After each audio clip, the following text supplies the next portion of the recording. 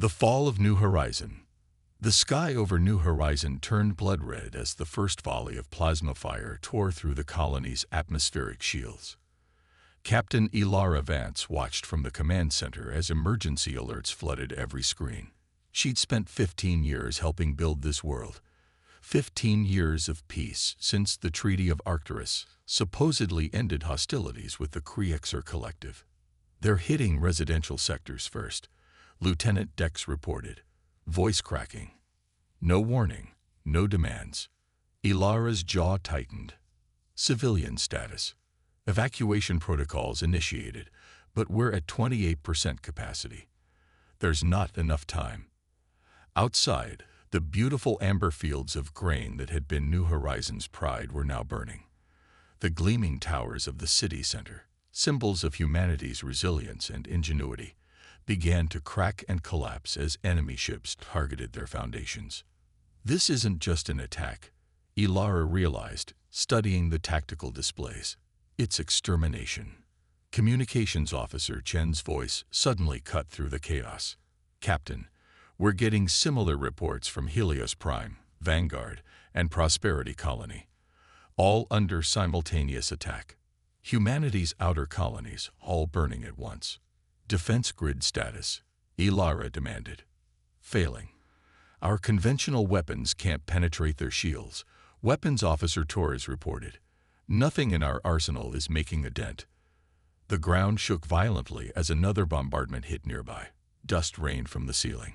Screens flickered and died, then rebooted with emergency power. Get me Earth Command, Elara ordered, but she already knew. By the time reinforcements arrived, there would be nothing left to save. Chen shook his head. All quantum channels are being jammed. We're on our own. Elara made the decision that would change everything. Initiate Protocol Prometheus.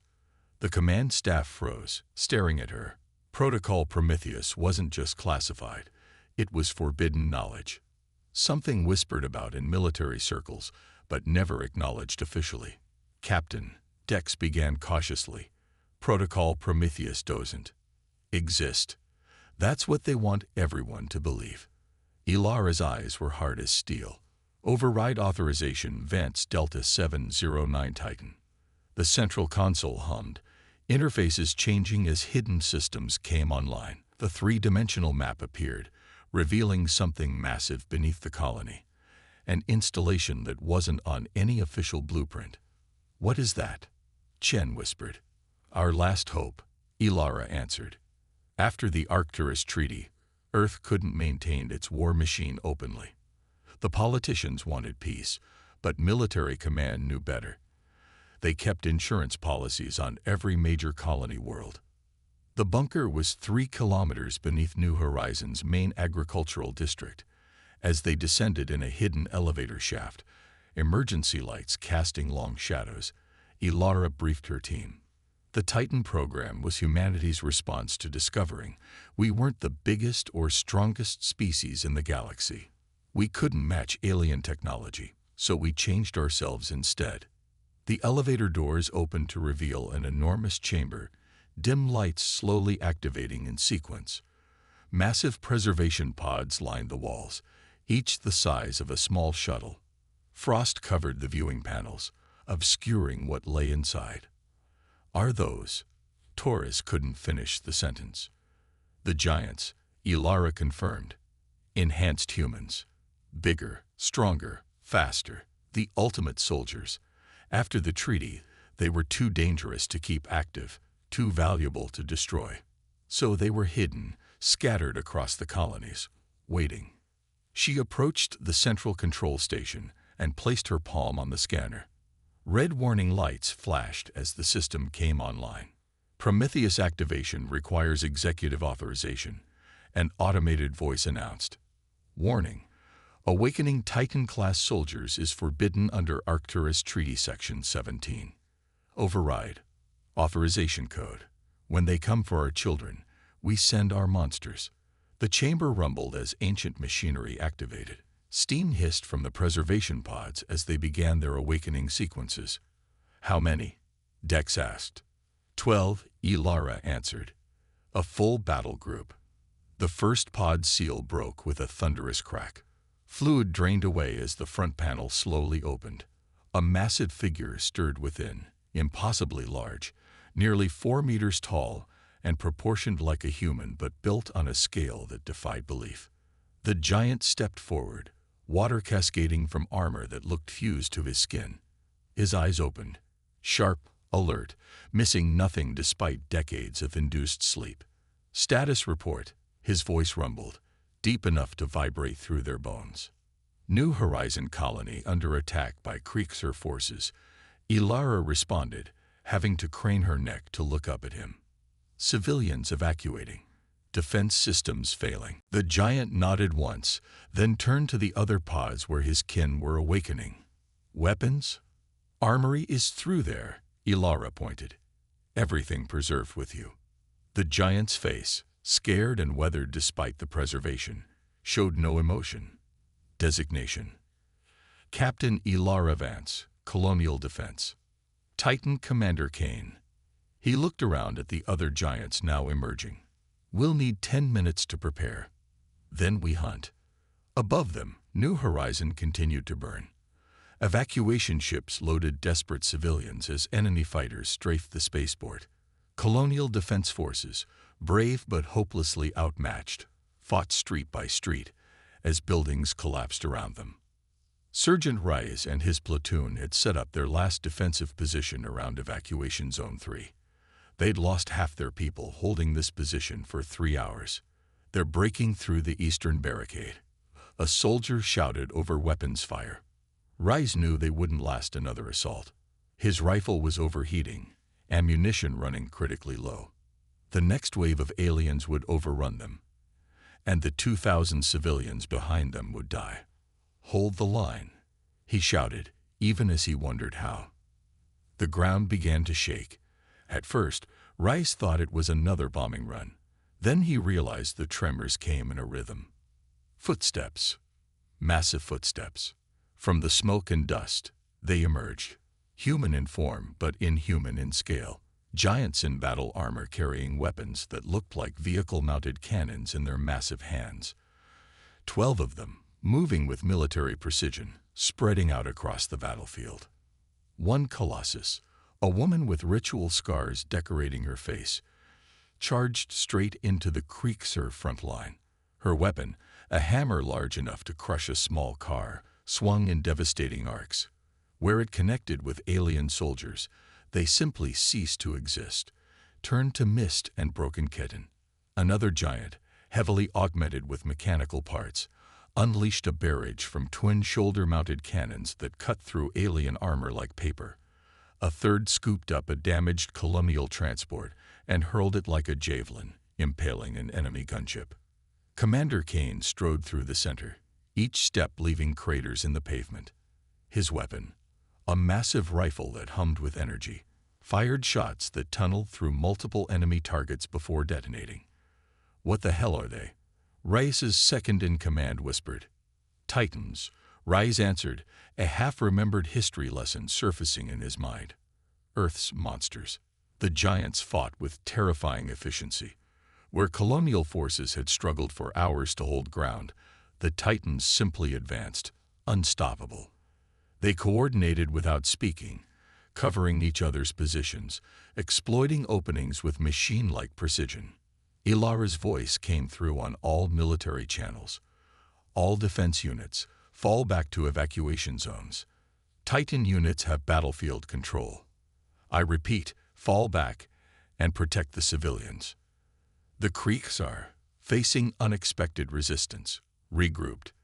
Their command ships adjusted targeting, bombarding the Titans directly. Energy weapons that had vaporized buildings splashed harmlessly off the giant's armor. Rice watched in awe as Commander Kane grabbed the barrel of a Kriegsir tank, wrenched it upward, then tore the vehicle apart with his bare hands. The female Titan with the hammer cleared a path to the spaceport, each swing creating a shockwave that flattened everything in its path. For the first time since the attack began, hope flickered in Rice's chest. Maybe they could survive this after all. On the command channel, Ilara coordinated the evacuation while the Titans bought them precious time. First evacuation wave launching. 3 more to go. But as the first ships rose from the spaceport, the sky darkened again. Not with smoke this time, but with the massive silhouette of a Kriegsar dreadnought entering the atmosphere. A city-sized warship descending directly over New Horizon.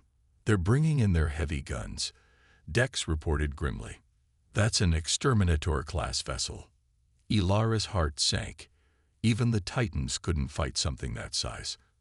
Commander Kane's voice came through the comms, unnervingly calm.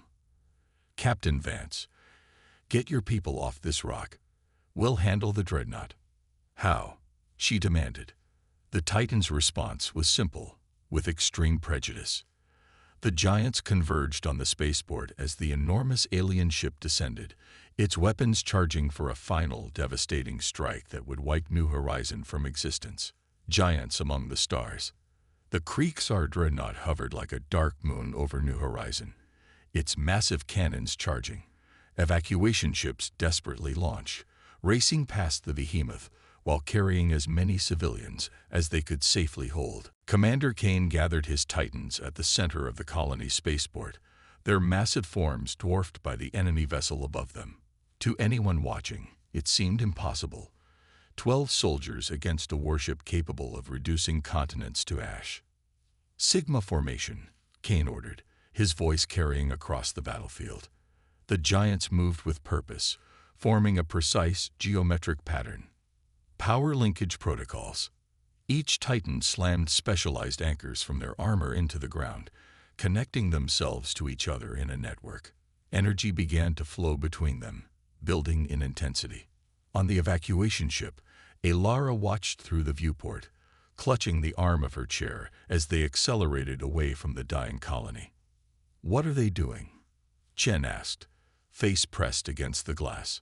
"Something that shouldn't be possible," Ilara whispered. The female Titan, designation Echo, Kane had called her, raised her hammer skyward.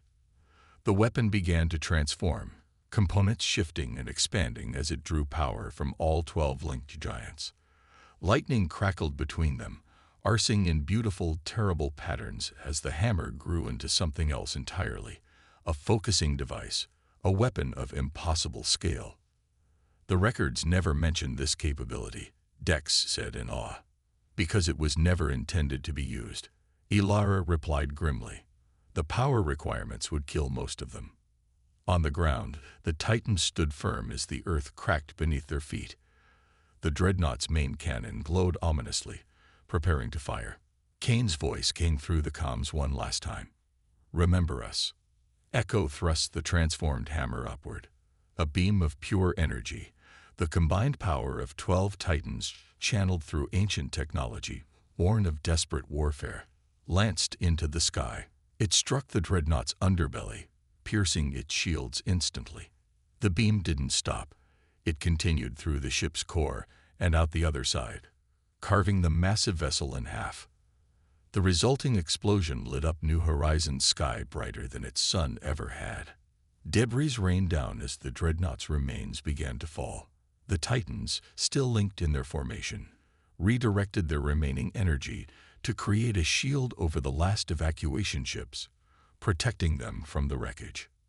Aboard her ship, Ilara watched in silence as the colony disappeared behind them, the final evacuation vessels narrowly escaping the devastation. Of the Titans, there was no sign, just fire and ruin where they had made their stand. "They sacrificed themselves," Chen said, voice breaking. Ilara wasn't so certain. Maybe. Titans are notoriously hard to kill. 3 days later, the refugee fleet from New Horizon joined with survivors from other fallen colonies in the Arcturus deep space platform, humanity's last major outpost before Earth itself. Thousands of ships clustered around the massive station, carrying the remnants of once thriving worlds. Admiral Chen Zhu, Earth Defense Force Commander, addressed the gathered military personnel in the station's war room. "The Kriegsar attacks weren't random," he explained, gesturing to the star map showing all human colonies. Red markers indicated those that had fallen, nearly all of them. They targeted specific installations first. The Titan catches, Ilara realized aloud. Zhao nodded. Precisely, Captain Vance. Our enemies learned about Protocol Prometheus. They aimed to destroy our secret weapons before we could deploy them. But they missed one, Dex added. New Horizon. And that mistake will cost them everything, Zhao continued. Because the Titans aren't just soldiers. They're living weapons designed to adapt, learn, and replicate. The Admiral activated a different display, showing a massive ship moving through deep space, unlike any human vessel Ilara had ever seen. Its hull was biomechanical, almost organic in appearance, yet clearly manufactured with technology beyond current human capabilities. This is the Leviathan, Zhao explained. Built decades ago to house the original Titan Legion, over 300 enhanced soldiers. When the Arcturus Treaty was signed, we officially decommissioned it. Unofficially, you kept it ready, Ilara finished. As a last resort, the 12 at New Horizon were just an advance team, scouts to test Kriegsr defenses and capabilities. The room fell silent as the implications sank in. The giants they'd witnessed, the ones who had turned the tide of an impossible battle, were just a fraction of humanity's true power. And now, Rise asked from where he stood at the back of the room, one arm in a sling from injuries sustained during the evacuation. Zhao's expression hardened. Now we take the fight to them. Suddenly, alarms blared throughout the station.